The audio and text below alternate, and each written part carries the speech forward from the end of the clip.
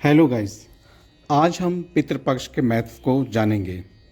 पितृपक्ष का महत्व वास्तव में हिंदू धर्म में बहुत बड़ा है और यह पितरों के प्रति श्रद्धा और सम्मान प्रकट करने का एक महत्वपूर्ण अवसर है। पितृपक्ष के दौरान यह मान्यता है कि पितृ धरती पर आते हैं और अपने परिजनों से तर्पण और श्रद्धांजलि स्वीकार करते हैं। इस समय उन्हें तर्पण, श्राद्ध और पिंडदान के माध्यम से शांति और मोक्ष की प्राप्ति होती है। तर्पण एक धार्मिक अनुष्ठान है जिसमें पितरों को जल, तिल और अन्य वस्तुएं अर्पित की जाती है। श्राद्ध में पितरों को भोजन और वस्त्र आदि दान किए जाते हैं। यह सब पितरों को संतोष और शांति प्रदान करने के लिए किया जाता है। पिंडदान एक महत्वपूर्ण अनुष्ठान है जिसमें पितरों की आत्मा को शांति देने के लिए विशेष पिंड बनाए जाते हैं और उन्हें तर्पित किया जाता है। यह विशेषकर उन पितरों के लिए किया जाता है जिनका तर्पण नहीं हुआ होता है या जो अतृप्त है। यह परंपरा पुत्र या उनके द्वारा पोषित पारिवारिक सदस्य की जिम्मेदारी होती है कि वे इस दौरान पितरों की पूजा और तर्पण करें ताकि पितृ प्रसन्न हो और उनके आशीर्वाद से परिवार को सुख और समृद्धि मिले। पितृपक्ष के दौरान गरीबों और जरूरतमंदों को दान देना भी महत्वपूर्ण माना जाता है। यह पुण्य और दान के महत्व को दर्शाता है और समाज में सहयोग की भावना को प्रोत्साहित करता है। इस पवित्र अवधि में पितरों के प्रति श्रद्धा और सम्मान दिखाने से न केवल पारिवारिक संबंध मजबूत होते हैं बल्कि यह आत्मिक शांति और संतोष का भी कारण बनता है। दोस्तों, पितृपक्ष इस महीने 17 सितंबर को भाद्रपद पूर्णिमा से शुरू होगा और 2 अक्टूबर को आश्विन अमावस्या को समाप्त होगा। पितृपक्ष के दिनों को आमतौर पर 4 श्रेणियों में बांटा गया है: पूर्णिमा तिथि, अष्टमी तिथि, 10वां दिन और पितृ अमावस्या। सबसे पहले आती है पूर्णिमा तिथि। यह पितृपक्ष की शुरुआत का दिन है। इस दिन पितरों के प्रति सम्मान प्रकट करने और उनकी पूजा प्राप्त करने के लिए पूजा अर्चना की जाती है। इस दिन विशेष पूजा, तर्पण और पिंडदान किया जाता है। परिवार के सदस्य पितरों को आमंत्रित करके उनके लिए विशेष अनुष्ठान करते हैं। अष्टमी तिथि पितरों की आत्मा की शांति और आशीर्वाद प्राप्त करने के लिए महत्वपूर्ण है। इस दिन विशेष पूजा का आयोजन किया जाता है। इस दिन तर्पण और विशेष पूजा के अलावा पितरों के लिए विशेष भोजन और दान की व्यवस्था की जाती है। 10वें दिन में पितरों की विशेष पूजा की जाती है। यह दिन पितरों को श्रद्धांजलि देने और दान करने का भी महत्वपूर्ण अवसर है। ब्राह्मणों को भोजन और दान देना इस दिन का मुख्य कार्य है। पितरों की आत्मा को शांति और संतोष प्रदान करने के लिए इस दिन विशेष रूप से पूजा की जाती है। पितृ अमावस्या को विशेष तर्पण विधि के माध्यम से पितरों को अर्पण किए गए जल, तिल, चावल आदि अर्पित किए जाते हैं। यह दिन पितरों को अंतिम रूप से शांतिपूर्वक विदा करने का होता है। इन दिनों की विधियों को श्रद्धा और सही तरीके से करना महत्वपूर्ण होता है ताकि पितरों को शांति और संतोष मिल सके और परिवार पर उनकी कृपा बनी रहे। पितृपक्ष केवल धार्मिक अनुष्ठान नहीं है बल्कि भारतीय संस्कृति में इसकी गहरी सांस्कृतिक और पारंपरिक जड़ें हैं। यह पर्व न केवल पितरों के प्रति श्रद्धा प्रकट करने का एक अवसर है बल्कि परिवार के सदस्यों के बीच संबंधों को मजबूत बनाने का भी एक माध्यम है। इस समय का प्रमुख उद्देश्य आध्यात्मिक उन्नति, परिवार के मिलन, बुजुर्गों की आत्मा की शांति, दान, पुण्य और अन्य धार्मिक गतिविधियों के माध्यम से लोगों के जीवन को सही दिशा में ले जाने का प्रयास करता है।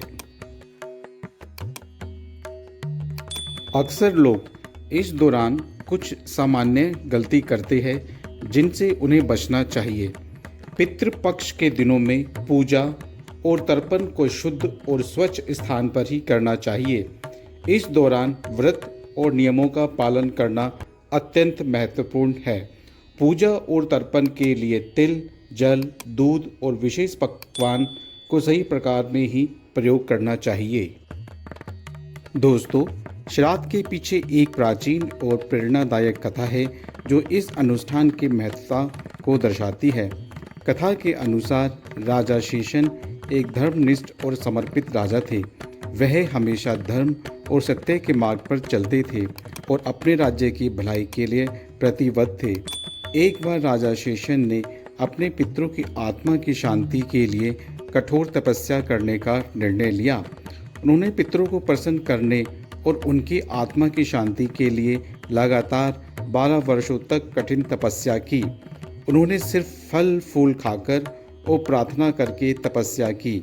उनकी तपस्या देखकर देवता और ब्राह्मण भी आश्चर्यचकित थे। इनकी तपस्या के दौरान उनके राज्य में एक गंभीर संकट आ गया और उनके राज्य की फसलें सूख गई और प्रजा का जीवन कठिन हो गया। राजा के पास सभी संसाधनों की कमी हो गई और वह संकट का समाधान नहीं कर पा रहे थे। राजा शेषन की तपस्या और उनकी स्थिति को देखकर भगवान शिव ने राजा से संपर्क किया। भगवान शिव ने राजा से पूछा कि वह इस कठिन स्थिति से उबरने के लिए क्या चाहते हैं। तभी राजा ने भगवान शिव से प्रार्थना की कि उनकी तपस्या सफल हो और उनके पितरों की आत्मा को शांति मिले। भगवान शिव ने उन्हें आशीर्वाद दिया और कहा कि उनकी तपस्या सफल होगी, लेकिन इसके लिए उन्हें कुछ विशेष अनुष्ठान और पूजा करनी होगी। भगवान शिव ने राजा को श्राद्ध कर्म करने की सलाह दी, जिससे पितरों की आत्मा को शांति मिले और राज्य के संकट दूर हो। राजा ने भगवान शिव की सलाह पर श्राद्ध अनुष्ठान का आयोजन किया। उन्होंने अपने राज्य के ब्राह्मणों और पंडितों को आमंत्रित किया और पितरों के लिए विशेष पूजा और दान किया। राजा ने पितरों के नाम पर खाद्य पदार्थ, वस्त्र और धन का दान दिया और उन्हें विशेष रूप से सम्मानित किया। श्राद्ध अनुष्ठान के बाद राजा शेषन के राज्य में खुशहाली लौट आई। फसलें उगने लगी, पानी की किल्लत समाप्त हो गई और प्रजा का जीवन सुधर गया। राजा शेषन की तपस्या और श्राद्ध अनुष्ठान ने उनके पितरों की आत्मा को शांति प्रदान की और राज्य के संकटों को दूर किया। इस प्रकार यह कथा हमें सिखाती है कि पितरों के प्रति श्रद्धा और सम्मान रखना अत्यंत महत्वपूर्ण है। श्राद्ध कर्म के माध्यम से हम अपने पूर्वजों की आत्मा को शांति प्रदान करते हैं और उनके आशीर्वाद को प्राप्त करते हैं। इसलिए श्राद्ध अनुष्ठान पूर्वजों के प्रति श्रद्धा और सम्मान प्रकट करने का एक अवसर होता है। यह उनके आशीर्वाद और कृपा प्राप्त करने का माध्यम है। श्राद्ध के माध्यम से पितरों की आत्मा को शांति और मुक्ति मिलती है। यह अनुष्ठान उन्हें संसार के कष्टों से मुक्त करता है। श्राद्ध का आयोजन परिवार के एकत्रित होने और समाज में धार्मिक और सांस्कृतिक गतिविधियों को प्रोत्साहित करने का एक अवसर होता है। श्राद्ध धार्मिक और नैतिक कर्तव्यों का हिस्सा होता है, जो हमें अपने पूर्वजों के प्रति अपने कर्तव्यों को निभाने की याद दिलाता है। यह हमें पूर्वजों की आत्मा की शांति और परिवार की भलाई के लिए उचित विधियों और श्रद्धा के साथ कर्म करने की प्रेरणा देता है। दोस्तों, यदि आपको यह वीडियो पसंद आए तो मेरे चैनल को बेझिझक सब्सक्राइब, लाइक, कमेंट और शेयर ज़रूर करें। आप सभी का बहुत बहुत धन्यवाद।